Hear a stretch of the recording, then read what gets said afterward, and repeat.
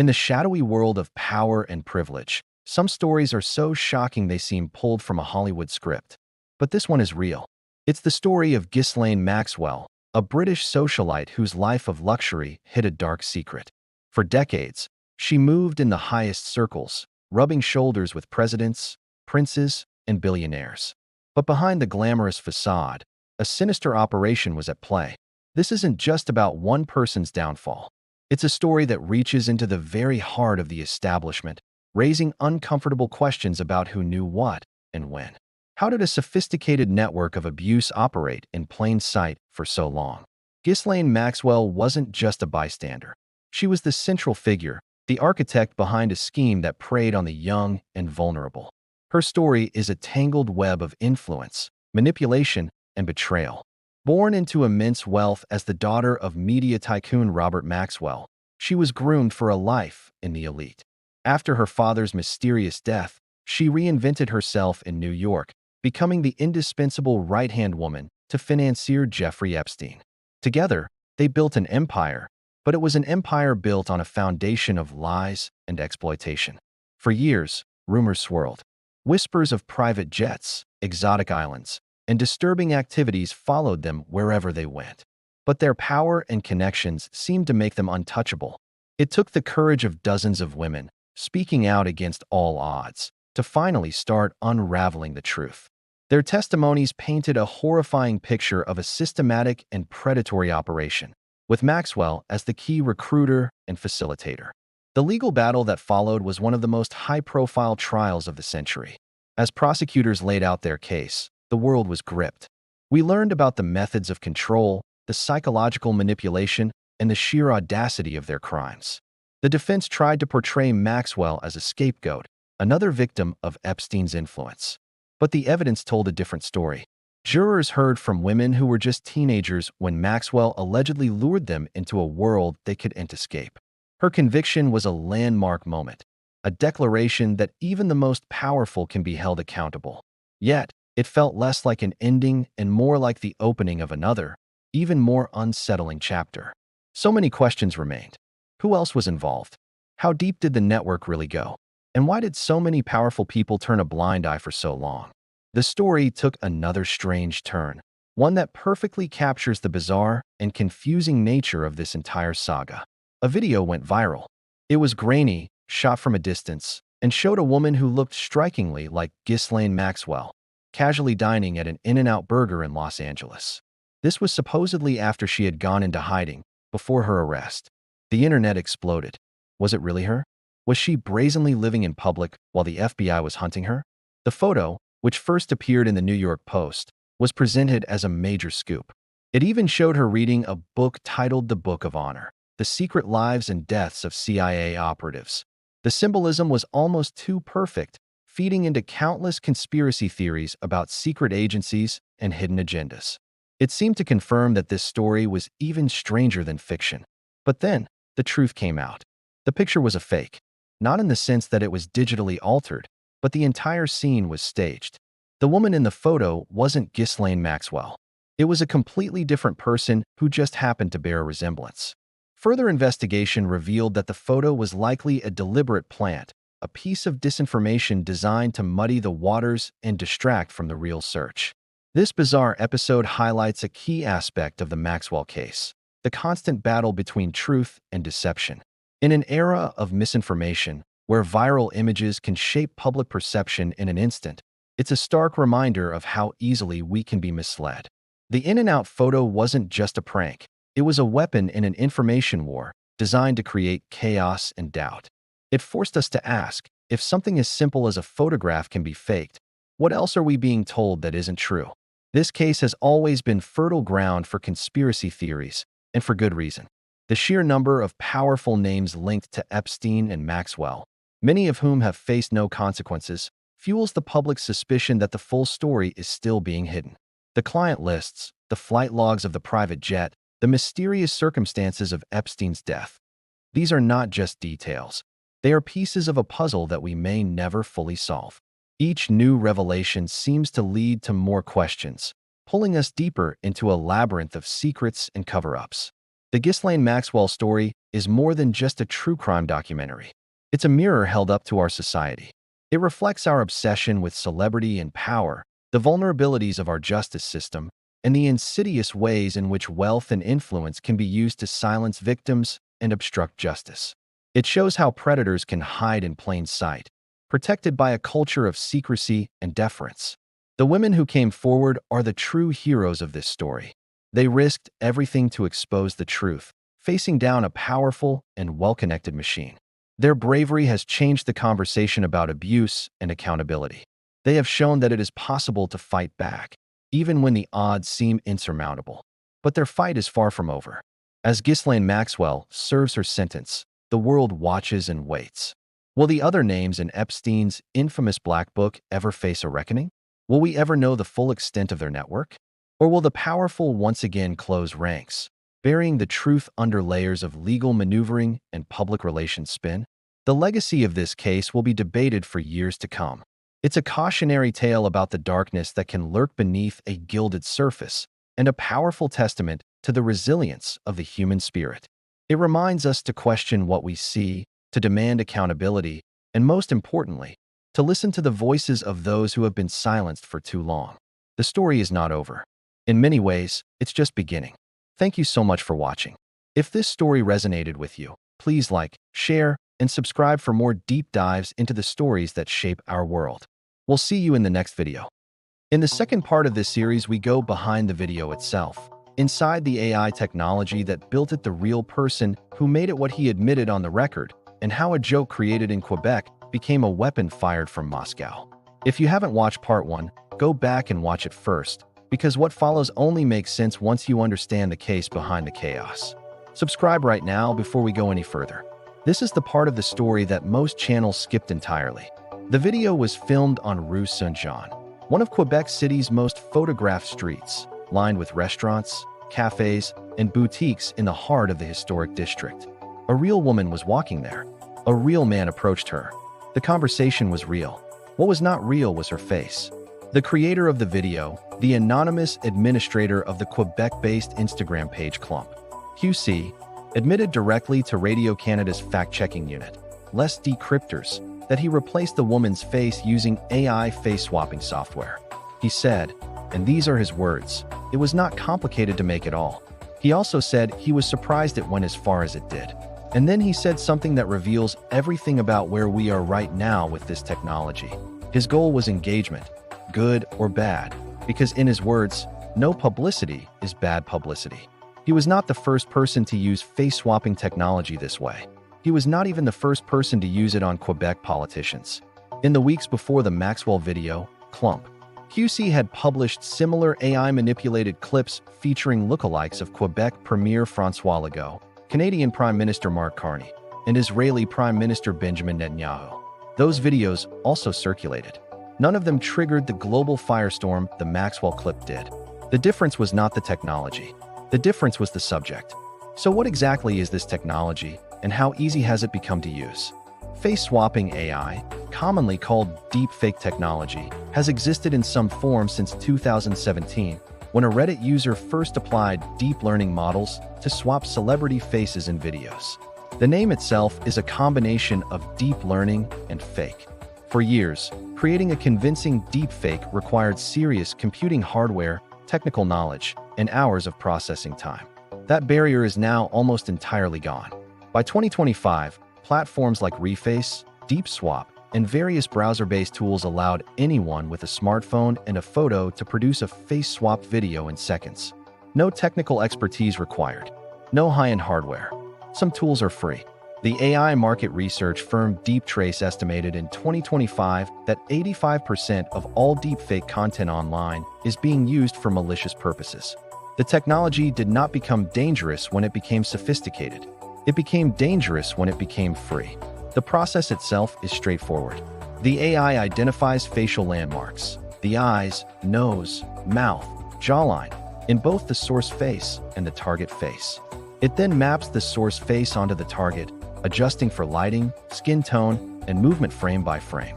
In a well-lit, steady video like the one filmed on Rue Saint-Jean, the swap can be nearly seamless. The woman's real face was replaced with a face trained on publicly available photographs of Ghislaine Maxwell. The man approaching her was real. His reaction was real. The denial was real. Only the face of the woman being accused was manufactured. After Radio Canada's fact-checkers contacted the creator, he added a label to the Instagram post noting it had been AI modified. But by then, the video had already migrated far beyond Instagram. It had been downloaded, re-uploaded, and stripped of any context on TikTok, X, Facebook, and Telegram. The correction existed in one place. The fake existed in thousands. Subscribe if you haven't already. The next part of this story is where it leaves satire and enters something far more deliberate. On February 21, 2026, the same day the video was spreading at its fastest pace, Russian state media outlet RT posted it on their official X account with the caption, "Video appears online showing a woman in Quebec looking strikingly similar to Ghislaine Maxwell." That post reached 91,000 views on X alone. RT did not include the creator's confession. RT did not link to the Radio Canada fact-check. RT did not note that the video had been flagged as AI generated. They presented it as a genuine news event and walked away. This is not a mistake. RT, formerly Russia Today, is the Kremlin's primary international media operation. It broadcasts in English, Spanish, French, Arabic, and German. Its stated purpose has always been to offer an alternative perspective on global events. Its documented purpose, as assessed by the U.S. Office of the Director of National Intelligence and the European Union, which banned its broadcasts after February 2022, is to amplify narratives that erode trust in Western governments and legal institutions. A fake video suggesting that one of the most famous convicted criminals in modern American history is walking free in Canada, while the person imprisoned in her place is someone else entirely, is exactly the kind of story RT exists to amplify. It does not need to be true. It needs to be believed by enough people, long enough, that the doubt it creates outpaces any correction. And it worked. The video spread fastest not in North America, where the Radio Canada correction was accessible, but internationally, in countries already skeptical of American justice. And there are many. The story confirmed what people already suspected. That powerful people do not go to prison. That the woman who appeared by video link before the U.S. House Oversight Committee from FPC Bryan in Texas is not the real Ghislaine Maxwell. That the Raoul Maxwell made a deal, got a new face, and is living freely while a body double serves her sentence. These are not fringe ideas. According to monitoring of social media comment sections across TikTok and X in the 48 hours after the video surfaced, these were the dominant responses in multiple languages. The timing made it worse. The video appeared days after the Department of Justice released a tranche of internal documents related to Jeffrey Epstein, files that contain new details about his network and renewed public demands for accountability for people who had never faced charges. The comment in the video about pizza, where the man filming says Maxwell used to hook him up with pizza, was seized on immediately. In the conspiracy theory ecosystem that has grown around the Epstein case since his death, food words were used as code in certain online communities to discuss alleged abuse networks. Whether the man in the Quebec video was making an innocent joke, referencing a conspiracy theory deliberately, or saying something entirely unrelated will never be known. It did not matter. It was enough to detonate the existing fuel. The clump.qc creator told Radio Canada he had not intended to spread disinformation. He wanted engagement. He got it. But what he could not control, and what no individual content creator can control once a video leaves their hands, is who picks it up next and what they do with it. A satirist in Quebec made a 30-second clip for laughs. A Russian state broadcaster turned it into an international news story. 50 million people watched it before a single mainstream correction reached them. And in the gap between those two facts lives the entire problem with where we are right now. By the end of 2025, Radio Canada's own decryptors team noted that AI-generated video technology had reached a threshold, with tools like OpenAI Sora 2 released in September 2025, where creating images and videos virtually indistinguishable from reality was now available to everyone. Not available to governments or studios. To everyone. The word the decryptors team chose as their defining term for 2025 was normalization. The normalization of synthetic media. The normalization of a world where the face you see may not belong to the person you are looking at. Ghislaine Maxwell remains at federal prison Camp Bryan in Texas. The woman on Rue Saint-Jean was an ordinary person going about her day in Quebec City, whose real face was replaced without her knowledge or consent. The man who made the video admitted it. The Russian state media that amplified it has never issued a correction, and the 50 million people who watched it have moved on to the next video. Part 3 drops next, and it answers the question that the Quebec video accidentally forced back into global conversation. Maxwell told the DOJ she named names. Those names are classified. A pardon has not been ruled out. Prince Andrew's legal situation is changing, and the Epstein Files are still being processed. Subscribe to this channel. The final part of this story is where everything that happened in Quebec connects back to what is still unresolved in Texas. A video goes viral, and the world is captivated. But what if the woman in that video isn't real? What if she's a deep fake, a digital ghost created to hide a much darker truth? And what if the real woman is sitting in a prison cell, silenced, while a global conspiracy unfolds around her? This isn't a movie plot. This is the story of a massive document leak that connects the highest levels of power in Washington, London, and Oslo. While we were all watching the screen, distracted by a fabricated reality, something incredible was happening behind the scenes. Thousands of pages of government documents were released. We're talking about heavily redacted files, blacked out names, and cryptic messages. But if you know where to look, and if you know how to connect the dots, the story they tell is explosive. Let's start in Washington, D.C. A high-ranking official offers a secret presidential pardon. But who is it for? And what crime did they commit? The documents are cagey, but they point to a cover-up, a deal made in the shadows to protect someone very powerful. The pardon is tied to a name that keeps appearing and disappearing throughout the files, a name that seems to be at the very center of this web. Simultaneously, over in London, things take an even more dramatic turn. A member of the royal family is quietly arrested. There's no media frenzy, no front-page headlines. It's a ghost arrest, happening away from public view, but the paperwork doesn't lie. The arrest warrant is there, buried deep within the document dump. It's connected to the same international operation, the same network of redacted names. Why would a royal be arrested in secret? What could they possibly be involved in that requires such extreme discretion? The leak suggests their involvement is not peripheral. It's central to the entire affair. Then we travel to Oslo, Norway. Here, the story takes a financial twist. We find evidence of secret bank accounts, offshore transactions, and a money trail that's been deliberately obscured. Billions of dollars are moving through a complex network of shell corporations, all linked back to the same key players we see in the Washington and London files. This isn't just about power. It's about a fortune being hidden, laundered, and used to fund. What, exactly? The documents hint at an operation so vast, it destabilizes economies. So we have a secret pardon in the US, a royal arrest in the UK, and a massive money laundering scheme in Norway.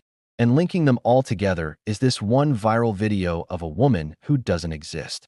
The deepfake wasn't just a prank. It was a weapon of mass distraction. It was designed to make us look one way while the real story, the real crime, was happening right under our noses. This brings us back to the most chilling question of all. If all of this evidence exists, if we have documents pointing to a conspiracy that spans continents and involves some of the most powerful people in the world, why is only one person in prison? The real woman, the one the deepfake was created to replace. She's the scapegoat, the loose end that needed to be tied up. She's been left to rot while the architects of this entire scheme walk free. Her story is the one that's been erased. The documents show that she knew too much. She was a whistleblower, an insider who was about to expose the whole thing. So they silenced her. They didn't just lock her away. They replaced her very identity with a digital puppet, turning her into a meme while they buried her alive in the legal system. The files show her attempts to get the truth out. Emails to journalists that were never delivered. Coded messages to allies that were intercepted. A desperate fight for survival against an enemy with limitless resources. They didn't just imprison her body. They imprisoned her voice, her truth. So what is this grand conspiracy? It's bigger than politics, bigger than money. The documents suggest it's about control. Control of information, control of technology, and ultimately, control of our reality. They've shown they can create a person out of thin air and make the world believe she's real. They've shown they can make a real person disappear without a trace. This story isn't over. The release of these documents is just the beginning. It's a puzzle, and we've just been given the pieces. Now, it's up to us to put them together. We have to look past the distractions, read between the redacted lines, and demand answers. Why was a royal arrested? Who was offered a pardon? And for what? Where did all that money go? And most importantly, who is the real woman in prison, and why is she the only one paying the price? The truth is in those files, waiting to be uncovered. But the people behind this are powerful, and they won't give up their secrets easily. They've already proven how far they're willing to go. The next time you see a video go viral, the next time the world is looking one way, ask yourself, what are they trying to make sure we don't see? This investigation is ongoing, and as we dig deeper into these thousands of pages, we'll be sharing everything we find right here. The story of the deep fake, the pardon, and the secret arrest is far from finished. Thanks for watching, and if you want to follow this story as it develops, make sure to subscribe and hit that notification bell. We're just getting started.